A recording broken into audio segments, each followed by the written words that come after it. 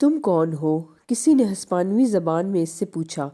لڑکے کو اطمینان ہوا۔ وہ ابھی نشانیوں کے بارے میں سوچ رہا تھا اور پہلی نشانی ظہور پذیر ہو گئی تھی۔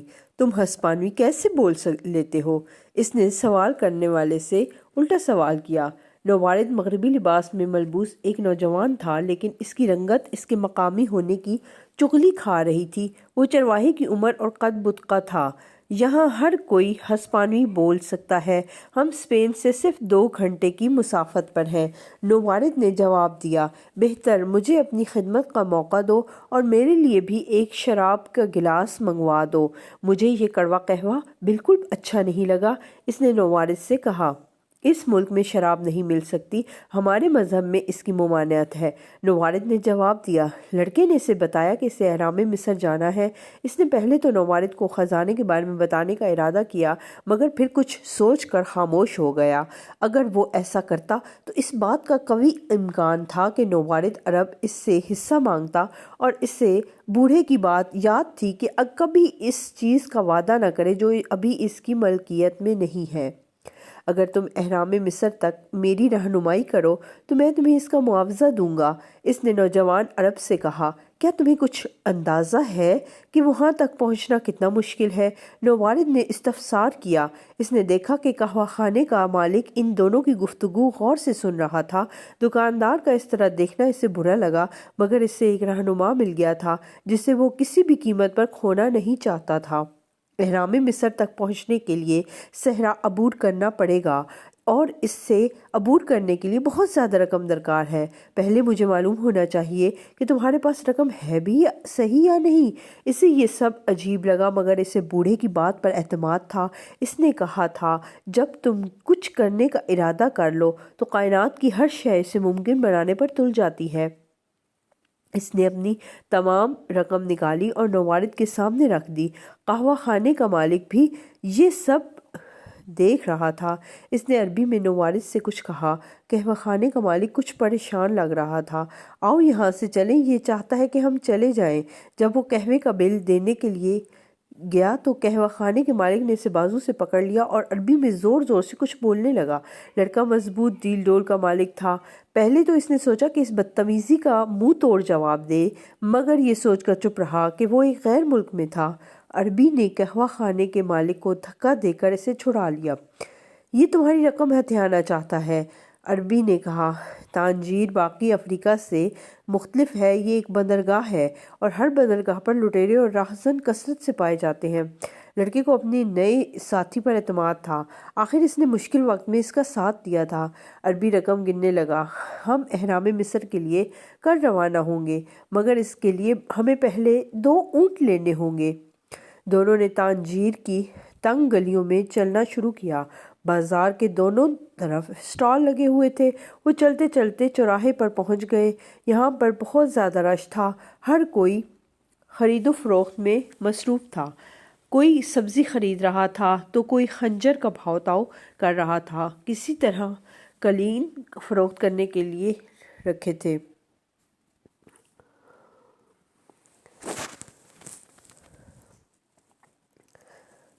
لڑکی کی نظر مسلسل عربی پر تھی، آخر اس کی پوری جمع پونجی اس کے پاس تھی۔ ایک بار تو اس نے سوچا کہ وہ اس عربی سے اپنی رقم واپس لے لے، مگر پھر یہ سوچ کر خاموش ہو گیا کہ ایسا کرنا ایک غیر دوستانہ عمل ہوگا۔ مجھے مسلسل اس پر نظر رکھنی چاہیے، اس نے اپنے آپ سے کہا۔ اسے اس بات کا اطمینان تھا کہ وہ عربی کی نسبت مضبوط ڈیل ڈول کا مالک تھا۔ اسی گہما گہمی میں اسے ایک بہت ہی خوبصورت تلوار نظر آئی۔ اس نے آج تک ایسی تلوار نہیں دیکھی تھی۔ تلوار کا میان چاندی کا بنا ہوا تھا اور دستے پر قیمتی جواہرات جڑے ہوئے تھے۔ اس نے اپنے دل میں عہد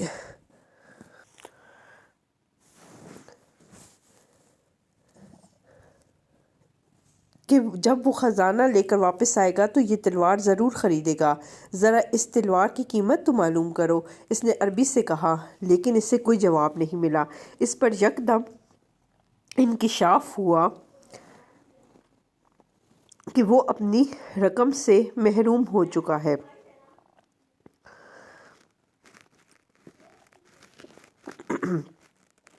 اس کا دل ڈوبنے لگا اور آنکھوں کے آگے اندھیرا چھا گیا۔ وہ مڑ کر دیکھنے سے گھبرا رہا تھا۔ اسے معلوم تھا کہ پیچھے کچھ بھی نہیں تھا۔ وہ تلوار کو ہی دیکھتا رہا اور ہمت جمع کرتا رہا کہ پیچھے مڑ کر دیکھ سکے۔ چاروں طرف لوگوں کا ہجوم تھا۔ لوگ آ جا رہے تھے، خرید و فروخت کر رہے تھے۔ غیر مانوس کھانوں کی خوشبو پھیلی ہوئی تھی، مگر کہیں بھی اس کا عرب ساتھی نہیں تھا۔ اس نے اپنے آپ کو یقین دلانے کی کوشش کی کہ اس کا ساتھی صرف لمحے بھر کے لیے اس سے بچھڑ گیا ہے۔ اس نے فیصلہ کیا کہ وہ یہیں پر اس کا انتظار کرے گا۔ اسی دوران ایک شخص مینار پر چڑھا اور اونچی آواز میں کچھ پکارنے لگا۔ تمام لوگ پہلے تو جھکے اور پھر زمین پر ماتھا ٹیکنے لگے۔ اس سے فارغ ہو کر سب نے اپنی دکانیں بند کی اور گھروں کو روانہ ہو گئے۔ سورج غروب ہو رہا تھا۔ اس نے سوچا کہ آج صبح جب سورج طلوع ہوا تو وہ ایک دوسرے پر براعظم پر موجود تھا۔ وہ ایک چرواہا تھا جس کے پاس 60 بھیڑیں تھیں۔ اس سے اپنی محبوبہ سے ملنے کی امید تھی۔ آج صبح اسے اپنے ساتھ پیش آنے والے لمحات کا علم تھا، اور اب جب کہ سورج ڈوب رہا تھا وہ ایک اور براعظم پر تھا جہاں کی زبان سے وہ بے خبر تھا۔ وہ نہ تو چرواہا تھا اور نہ ہی اس کے پاس اس کا زادِ راہ تھا۔ اس کے پاس اتنی رقم بھی نہیں تھی کہ وہ گھر کو لوٹ سکے۔ یہ سب کچھ سورج طلوع ہونے سے لے کر غروب ہونے کے درمیان ہو گیا۔ وہ انتہائی رنجیدہ تھا۔ اسے یقین نہیں آ رہا تھا کہ یہ سب کچھ اتنا جلدی ہو گیا ہے۔ اس کا دل چاہا کہ وہ رو دے، لیکن وہ آج تک اپنی بھیڑوں کے سامنے بھی نہیں رویا تھا۔ بازار اس وقت ویران تھا اور وہ گھر سے بہت دور تھا جہاں اسے کوئی نہیں پہچانتا تھا، اس لیے وہ جی بھر کر رویا۔ وہ اس لیے رویا کہ خدا نے اس کے ساتھ بے انصافی کی تھی، اور خدا خوابوں کی دنیا میں رہنے والوں کو ایسے ہی سزا دیتا ہے۔ اس نے سوچا، جب میں چرواہا تھا تو میں خوش تھا اور میرے ساتھی بھی مجھ سے خوش ہوتے تھے۔ وہ مجھے آتا دیکھتے تھے تو میرا استقبال کرتے تھے، اور اب میں اداس اور تنہا ہوں۔ میرا لوگوں پر سے اعتبار اٹھ گیا ہے کیونکہ لوگوں نے مجھے دھوکہ دیا ہے۔ مجھے ان سب لوگوں سے نفرت ہے جو اپنے خزانے تک پہنچنے میں کامیاب ہوئے کیونکہ میں اپنے خزانے تک نہیں پہنچ سکا۔ اس نے اپنا تھیلا کھولا کہ شاید اس میں کچھ بچا ہو۔ تھیلے میں اس کی کتاب، جیکٹ اور 2 پتھر تھے، وہ پتھر جو بوڑھے نے اسے دیے تھے۔ پتھروں پر جب اس کی نظر پڑی تو اسے ایک گنا اطمینان ہوا۔ اس نے ان دونوں پتھروں کے عوض 6 بھیڑیں دی تھیں۔ وہ ان پتھروں کو بیچ کر واپسی کا ٹکٹ خرید سکتا تھا۔ اب میں زیادہ احتیاط کا مظاہرہ کروں گا۔ اس نے سوچا، یہ ایک ساحلی شہر ہے اور اس عرب کے بقول ہر ساحلی شہر کے لوگ چور اور لٹیرے ہوتے ہیں۔ اب اسے احساس ہوا کہ قہوہ خانے کا مالک اتنا پریشان کیوں تھا۔ وہ اسے بتانے کی کوشش کر رہا تھا کہ نوبارد دوست لٹیرا ہے۔ میں دنیا کو اپنی آنکھ سے دیکھتا ہوں۔ دنیا کو ہر شخص مجھے اپنے جیسا سیدھا سادہ لگتا ہے، حالانکہ حقیقت اس سے بالکل مختلف ہے۔ وہ پتھروں پر انگلیاں پھیر رہا تھا۔ وہ ان کی حرارت کو محسوس کر سکتا تھا۔ اب یہی اس کا خزانہ تھا۔ ان کو چھونے سے اسے اطمینان ملا۔ پتھروں نے اسے بوڑھے کی یاد دلا دی۔ بوڑھے نے کہا تھا، جب تم کچھ کرنے کا مصمم ارادہ کر لو تو کائنات کی ہر شے اس کے حصول میں تمہاری مدد میں مصروف ہو جاتی ہے۔ وہ بوڑھے کی ذہانت کو سمجھنے کی کوشش کر رہا تھا۔ یہاں وہ ویران بازار میں تنہا بیٹھا تھا۔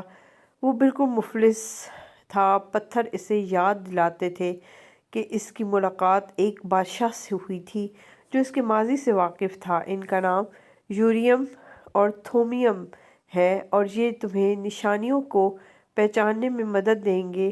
لڑکے نے پتھر اپنے تھیلے میں رکھے اور ان کو آزمانے کا فیصلہ کیا۔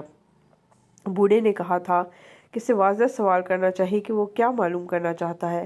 اس نے سوال کیا، کیا بوڑھے آدمی کی دعائیں ابھی بھی میرے ساتھ ہیں؟ اس نے تھیلے میں ہاتھ ڈال کر ایک پتھر نکالا۔ جواب ہاں میں تھا۔ کیا مجھے میرا خزانہ مل جائے گا؟ اس نے تھیلے میں ہاتھ ڈال کر پتھروں کو ٹٹولا تو دونوں پتھر سوراخ سے نیچے گر گئے۔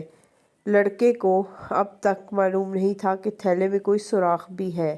وہ نیچے جھک کر یوریم اور تھومیم کو ڈھونڈنے لگا۔ اس کے ساتھ ہی اس کے ذہن میں ایک اور خیال آیا، نشانیوں کو پہچاننا سیکھو اور ان پر عمل کرو۔ بوڑھے نے کہا تھا، ایک اور نشانی، اس کے چہرے پر مسکراہٹ تھی۔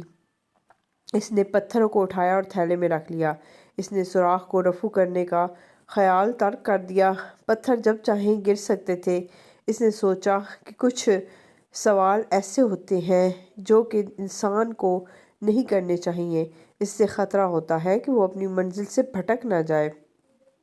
اس نے دل میں عہد کیا کہ وہ اپنے فیصلے خود کرے گا۔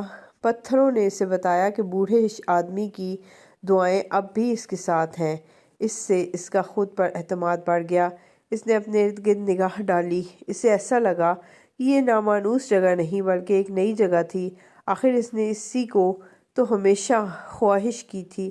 اگر وہ اہرام مصر تک نہ بھی پہنچ پایا تو وہ اپنے کسی بھی جاننے والے چرواہے سے بھی زیادہ دنیا دیکھ چکا تھا۔ کاش ان کو بھی اس بات کا احساس ہو جائے کہ ان سے صرف 2 گھنٹے کی مسافت پر ایک بالکل مختلف دنیا آباد ہے۔ اگرچہ اس کی یہ نئی دنیا اس وقت ایک ویران بازار تھا، مگر وہ اس کا نظارہ اس وقت بھی کر چکا تھا جب یہ بازار اپنی پوری گہمہ گہمی پر تھا۔ اس کے ساتھ ہی اسے تلوار کا خیال آیا۔ اس خیال سے اسے تکلیف ہوئی، مگر اس نے اس سے خوبصورت تلوار اس سے قبل کبھی دیکھی بھی نہیں تھی۔ اسے اب فیصلہ کرنا تھا کہ وہ ایک لٹیرے کا ڈسا ہوا انسان ہے یا خزانے کی تلاش میں پھرنے والا مہم جو۔ میں خزانے کی تلاش میں نکلنے والا مہم جو ہوں، اس نے خود کلامی کے انداز میں کہا۔ کسی نے اسے گہری نیند سے جگایا تو اسے معلوم ہوا کہ وہ بیچ بازار ہی سو گیا تھا اور اب بازار کی گہمہ گہمی لوٹ رہی تھی۔ اس نے اپنی بھیڑوں کے لیے ارد گرد نظر دوڑائی، تب اسے احساس ہوا کہ وہ ایک نئی دنیا میں ہے، لیکن افسوس کی بجائے خوشی کا احساس اس پر چھایا ہوا تھا۔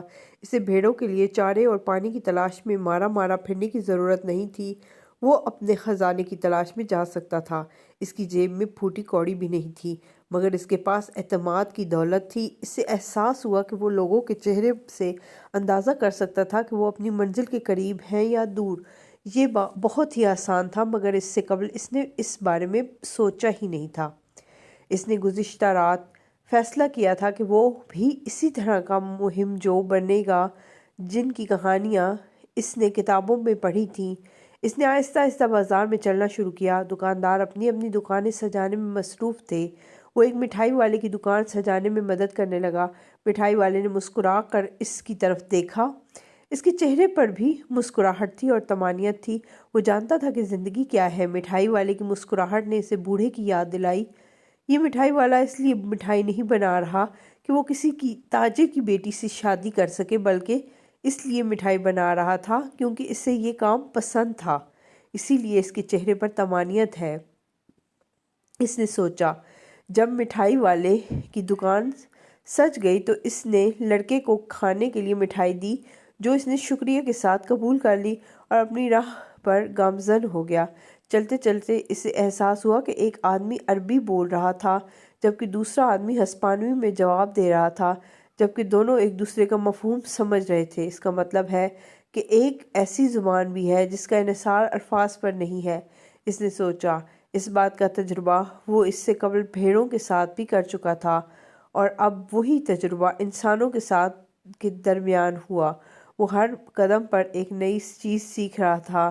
ان میں سے کچھ باتوں کا تجربہ وہ اس سے قبل بھی کر چکا تھا، مگر تب اسے اس کا ادراک نہیں تھا۔ اسے ان چیزوں کا ادراک اس لیے نہیں تھا کیونکہ وہ ان کا عادی ہو چکا تھا۔ اگر میں یہ زبان سیکھ لوں جس کا انحصار الفاظ پر نہیں ہے تو میں پوری دنیا کو سمجھ سکتا ہوں۔ مطمئن اور پرسکون اس نے تانجیر کی گلیوں میں ٹہلنے کا ارادہ کیا۔ اس طرح وہ نشانیوں کا مشاہدہ کر سکتا تھا، مگر اس کے لیے صبر کی ضرورت تھی، اور پھر چرواہے سے زیادہ صبر کون کر سکتا ہے؟ اس نے جو کچھ بھیڑوں کے ساتھ سیکھا تھا اس کا اطلاق ایک نئی جگہ پر کیا جا سکتا تھا۔ تمام چیزیں اصل میں ایک ہی ہیں، بوڑھے آدمی نے اسے بتایا تھا۔